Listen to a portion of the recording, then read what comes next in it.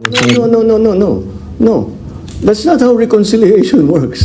You don't put conditions to reconcile. Love it. When you want, if you're sincere, you want to reconcile, let's sit in front of, ano ba talaga problema? Ano ba, paano nangyari ito? Tanggalin natin ang problema. Pero isasabihin mo, hindi ako makikipag-usap hanggang ibigay mo sa akin ito. Wala pupuntahan na. That's demanding.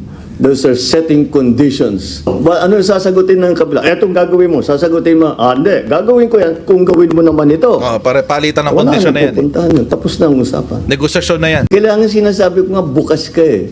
Kahit anong sabihin mo, pakikinggan ko.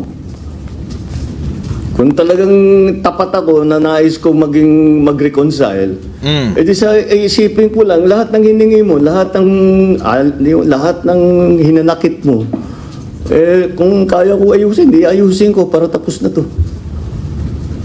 Ayoko nga ng kaaway. Alam naman natin mga kababayan, sinagot na ho ito ni Yusek Claire Castro. Matagal na. Oo, nung una pa lang sila nag-demand. Ano ba yung hinihiling? Ano ba yung tinatanong? Eto. Bongo to Marcos, bring FPRRD back to PH before any talks of reconciliation. Uy, mas matindi pa kayo sa CPP-NPA ah. Ano to, peace talks? Kailangan meron munang gawin sa inyo, quid pro quo. Nalo nyo pa, NPA ah. Oo, quid pro quo, kailangan daw.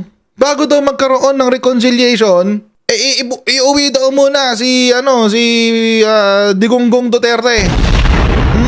Dito nyo makikita mga kababayan kung gaano kawalang alam at kung gaano ka-self-serving ang mga tao ni Rodrigo Duterte. Former President Rodrigo Duterte should be brought back to the Philippines first before any talks of reconciliation, re-elected Senator Bongo said Wednesday. That was May 21, 2025. So last week. Go made the remark when asked to react about President Ferdinand Bongbong Marcos Jr.'s latest statement that he is open to reconciling with the Duterte family. Kung gusto nyo po ng reconciliation, pabalikin nyo muna si Tatay Digong.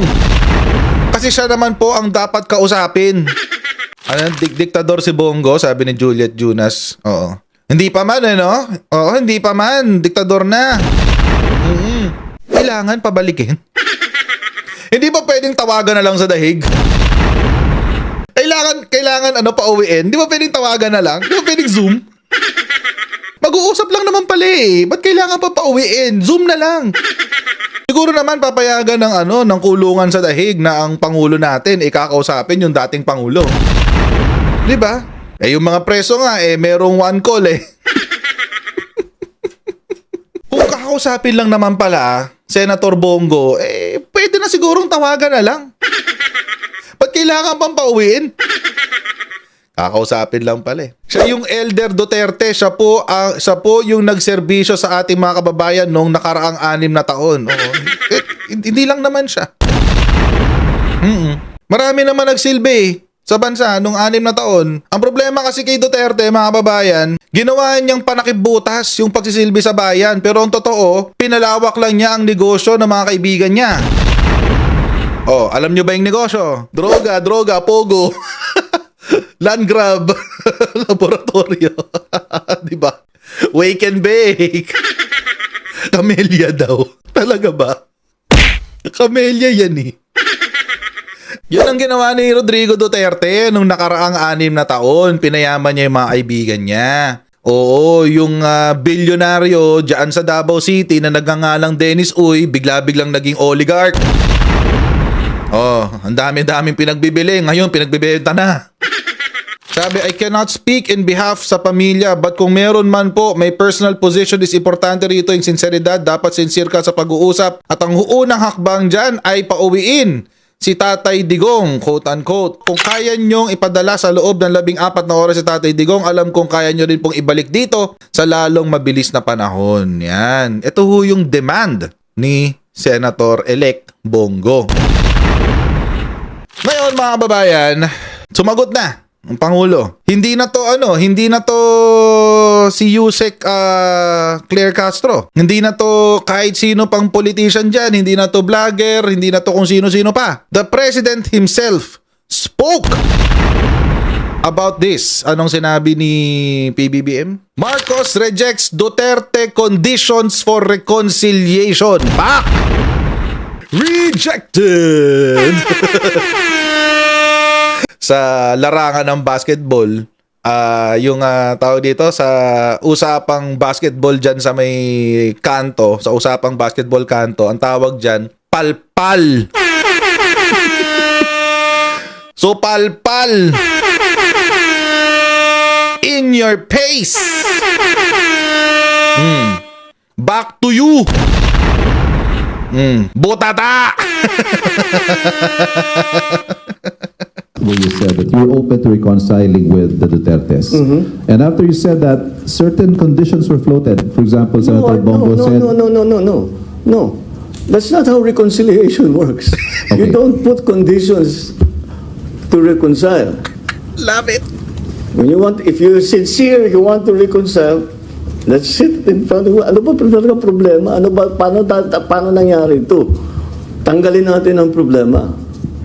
Pero isasabihin mo, hindi ako makikipag-usap hanggang ibigay mo sa akin ito. Eh, wala pupuntahan na. Yeah, and that condition Tapos is... tapos na. That's not reconciliation. Bring That's not SPRE even a home daw po. that's not even Manahimik ka muna, Ivan. negotiation.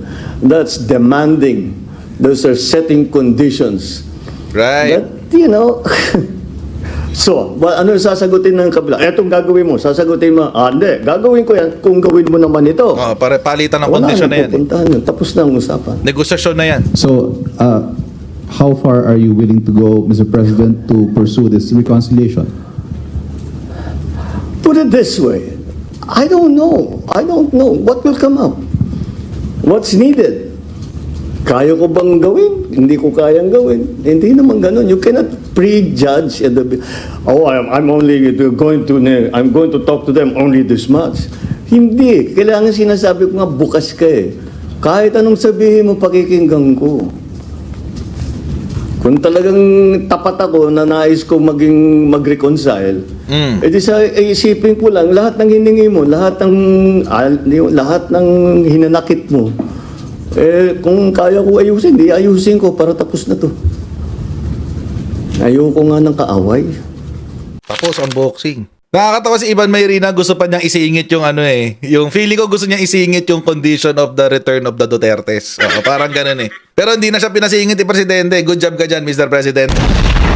Buti hindi mo na pinasingit yan. Kasi kapag na-bring up pa yan, sasabihin pa, mako-contextualize yung response, etc. etc. Ang reconciliation should be for the welfare of the Filipinos.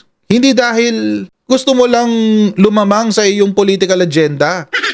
Hindi mo pwedeng ganun, walang ganun. Kaya umpisa pa lang, rejected na kayo eh. Hindi pa kayo nagtatagal, reject na kayo eh.